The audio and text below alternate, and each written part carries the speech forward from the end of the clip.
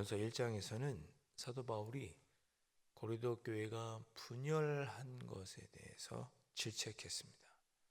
분열의 이유는 육체를 자랑하다가, 즉 내가 바울에게 세례받았다, 베드로에게 세례받았다, 이렇게 자기가 누구에게 세례를 받았다는 것을 자랑하면서 그것을 중요한 표시처럼 여기고 누구에게 받았냐로 교회가 분쟁이 있었습니다.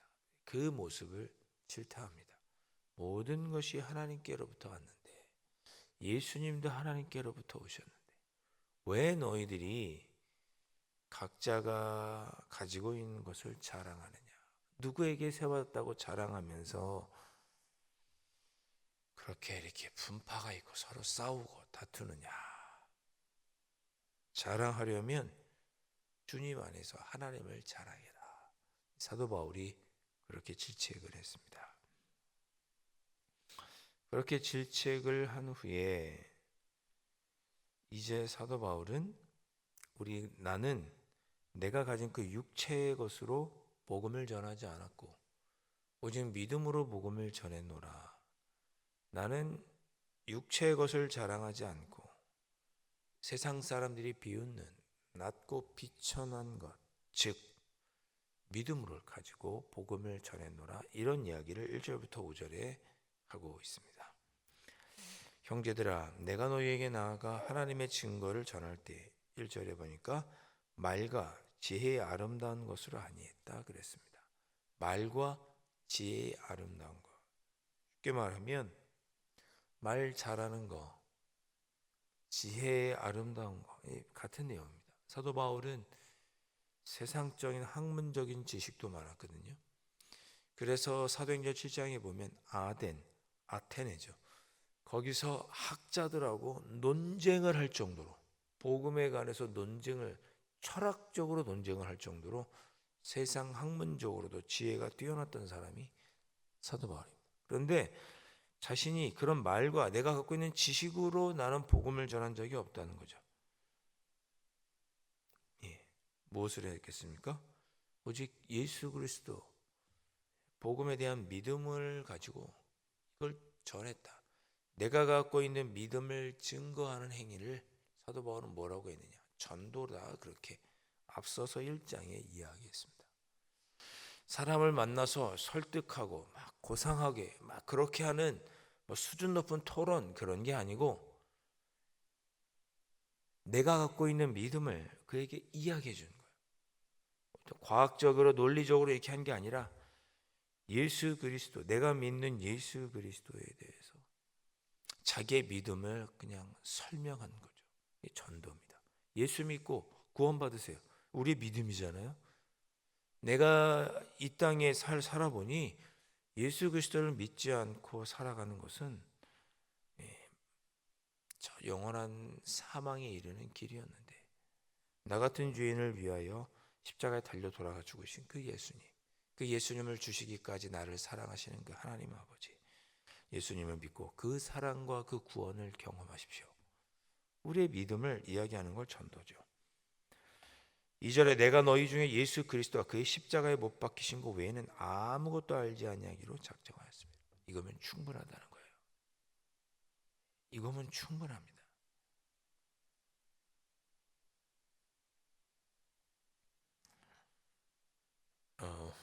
어제 신방하는 중에 이렇게 식당에 갔는데 거기서 이렇게 요즘은 다 식당에서 음식을 주문할 때 뭐로 하나요? 테이블마다 뭐 이렇게 누르는 거 있죠? 여러분 저도 잘 모르겠더라고요. 오직 예수 그리스도와 십자가에 박히신 것 외에는 아무것도 알지 아니하노라. 키오스크 누르고 운전하고 이런 거를 모르는 우리가 바보가 되라는 뜻이 아닙니다.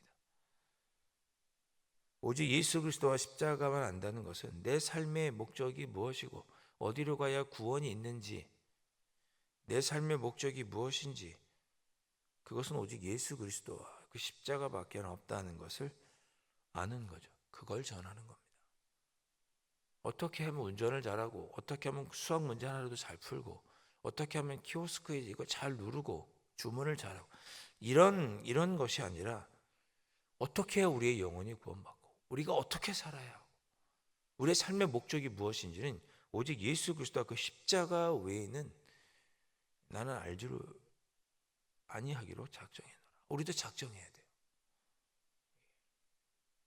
그리고 그거를 그런 우리가 작정한 대로 살고 그렇게 살았던 우리의 믿음을 이야기하는 거죠. 제가 여러 번 이야기했습니다. 우리의 자녀들이 저도 제 딸이랑 이렇게 얘기해 보면 더 똑똑합니다. 세상적으로 어떻게 세상을 살아가야 되는지 더 잘합니다. 법도 더 잘 알고 공부도 더 잘하고 외국어도 더 잘하고. 그런데 뭐가 없어요? 어떻게 삶을 살아가야 되냐? 우리의 인생의 목적이 무엇이 되어야 되느냐?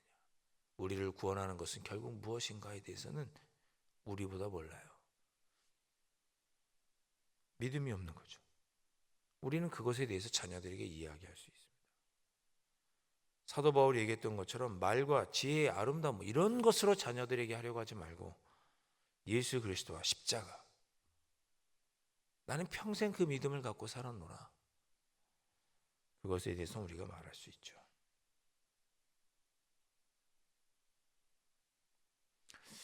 3절 내가 너희 가운데 거할 때 약하고 두려워하고 심히 떨었노라. 이것은 무슨 뜻이냐? 고린도 사람들이 무서워서 그런 게 아니고 약하고 두려워하고 심히 떨었다. 즉 세상적으로 능력과 지혜를 내려놓고 오직 세상 사람들이 보기에 약하다고 하는 것, 즉 믿음을 가지고 십자가의 돌을 붙잡고 너희들과 함께 있었다. 그렇게 사도 바울이 권면합니다.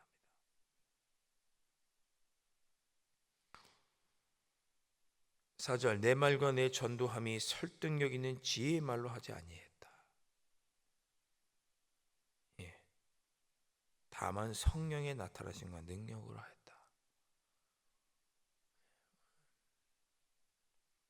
어떻게 이런 말을 할 수 있을까요? 정말 훌륭한 거죠. 내가 이 땅을 살아가는데 오직 성령의 나타나심과 능력은 무엇입니까? 5절에 믿음이죠. 믿음으로 살았다. 이런 대답을 우리가 우리의 자녀들에게도 주변 사람들에게도 할 수 있어야겠죠. 여러분 창세기를 보면 믿음의 조상이라고 하는 아브라함도 믿음으로 하지 않을 때가 있었습니다. 저 애굽으로 내려갈 때도 가뭄 때문에 내려갈 때도 믿음으로 하지 않았고 하나님께서 아브라함에게 후손을 주겠다고 약속을 하셨음에도 불구하고 20년이 지나도록 소식이 없으니 어떻게 해요? 인간적인 방법을 쓰죠. 그래서 어떻게 해요? 사라의 몸종인 하갈을 통해서 이스마엘을 낳죠. 인간적인 지혜요, 인간적인 경험과 인간적인 노력이죠. 결국 하나님은 누굴 낳게 하세요?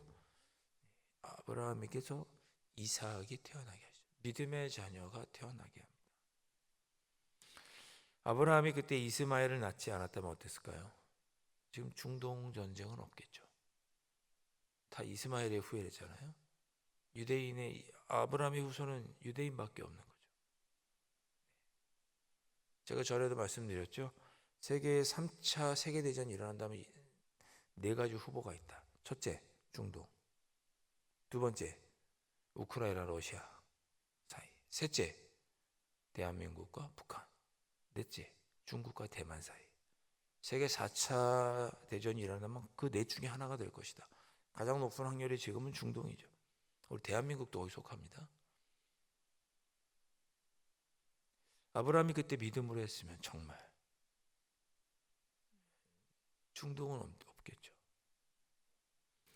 여러분, 우리가 믿음대로 해야 됩니다. 우리의 인생을 살아가고 구원의 문제에 있어서 믿음대로 해야 돼요. 제가 다시 말씀드립니다. 우리가 인생의 목적지, 영혼의 구원, 하나님께로 가려면 우리가 마치 운전을 할 때 내비게이션을 쓰잖아요. 우리가 저기 수서역까지 가야겠구나. 내비게이션을 찍고 수서역으로 가죠. 수서역으로 가야 되는 걸 알아야 되는 거죠. 가는 중에 뭐예요? 운전해서 가기도 하고 버스 타고 가기도 하고 하죠. 몇 번 버스를 타야 되는지 알아야 되고, 운전을 어떻게 해야 되는지 운전하는 법도 알아야 되고, 운전을 한다면 차가 어떻게 가야 되는지, 악셀은 어떻게 받고, 기아는 어떻게 넣고 다 알아야 됩니다.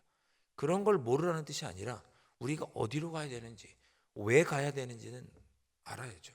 그것이 뭐예요? 십자가와 예수 그리스도라는 거예요. 그곳으로 가는 방법은 믿음밖에 없다는 거죠. 아, 내가 이곳으로 가야 되는구나. 이 믿음은 흔들리면 안 되는 거예요. 그것이 우리에게 능력이라고 사도 바울은 5절에서 말씀하고 있습니다. 사랑하는 성도 여러분, 우리가 살다 보면 이 믿음이 자꾸 흔들립니다. 저도 흔들리고 우리 모두 흔들립니다. 이 믿음이 흔들리지 않았다면 우리는 삶의 모든 문제를 결정할 때 이 믿음으로 결정했겠죠. 세상 유혹이 흔들리지 않고, 인간적인 방법이 흔들리지 않고, 믿음의 조상이라고 부르는 아브라함조차도 이 믿음대로 있었다면 인간적인 선택은 하지 않았겠죠. 그러니 이 믿음을 온전히 누린다는 것은 참으로 힘들고 어려운 일이고, 그래서 4절에 말한 것처럼 다만 성령의 인도하심이 있어야 합니다. 오늘 하루 우리가 어떻게 살아야 할까? 성령께서 도와주셔서 내가 믿는 믿음대로 선택하고 나에게 주신 그 믿음의 목적에 맞게 살아가는 그런 하루가 되게 해 주십시오. 그 믿음이 있을 때, 그 믿음대로 살았을 때 우리는 우리의 자녀들에게 너희들이 이렇게 살아야 된다라고 또한 말할 수 있습니다. 그렇게 말하는 걸 가리켜서 전도라고 하는 거죠. 자, 오늘 이 새벽에 우리 그걸 마음에 새기시고 기도하십시다. 오늘 하루도 흔들리지 않고 우리 주님 바라보면서 믿음으로 살게 해 주십시오. 그 믿음에 흔들리지 않도록 성령님 나를 도와주십시오. 그렇게 기도하고 오늘 그렇게 믿음대로 살아가는 하루를 누리시기를 주님의 이름으로 축원드립니다. 기도하겠습니다. 주님, 저희가 오직 예수 그리스도와 십자가만을 바라보며 살아야 하는 것을 알면서도 인간된 성정이 우리가 부족하고 연약하기에 아버지 하나님 곁길로 가고 오직 주님만 바라보지 않고 인간적인 선택, 세상적인 지혜의 선택을 할 때가 있었음을 고백합니다. 그런 부족하고 연약한 우리의 모습을 고백하오니 잘못된 길로 갔었던 모습은 용서하여 주시고 주님 성령과 오늘 하루도 함께하여 주셔서 곁길로 가지 않고 예수 그리스도와 십자가의 도를 붙잡고 믿음으로 살아가는 귀한 하루가 되고 그리하여서 우리의 그런 삶을 통해 예수님을 증거하는 정말 참으로 물에 빠진 한 영혼을 구원하는 그런 삶을 살아갈 수 있도록 성령 하나님 인도하여 주옵소서. 귀하신 예수 그리스도의 이름으로 간절히 기도하옵나이다. 아멘. 하늘에 계신 우리 아버지, 아버지의 이름을 거룩하게 하시며 아버지의 나라가 오게 하시며 아버지의 뜻이 하늘에서와 같이 땅에서도 이루어지게 하소서. 오늘 우리에게 일용할 양식을 주시고 우리가 우리에게 잘못한 사람을 용서하여 준 것 같이 우리 죄를 용서하여 주시고 우리를 시험에 빠지지 않게 하시고 악에서 구하소서. 나라와 권능과 영광이 영원히 아버지의 것입니다. 아멘.